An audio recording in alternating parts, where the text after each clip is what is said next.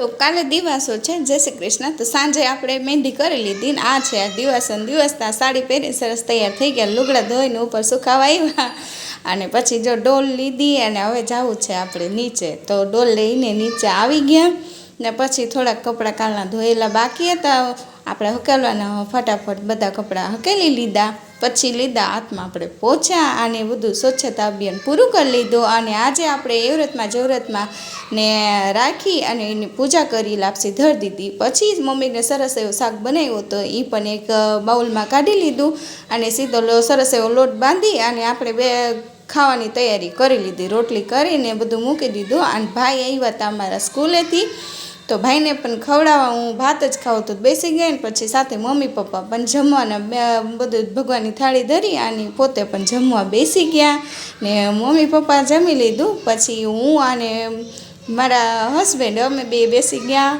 ને જો મમરા ને બધું રીંગણા બટેટાનું શાક ને ખૂબ મજા આવી ને પાછો ભાઈને થોડું ખાવાનું બાકી તો મમરા ખાઈ લીધા। અને જો અમારા તો જાગરણ છે તો અમિત કે હું હોવા જાઉં તો અમે સાસુ બહુને જે કરું એ કરો, તો મેં ટીવી ચાલુ કરી, વિડીયો ગમે તો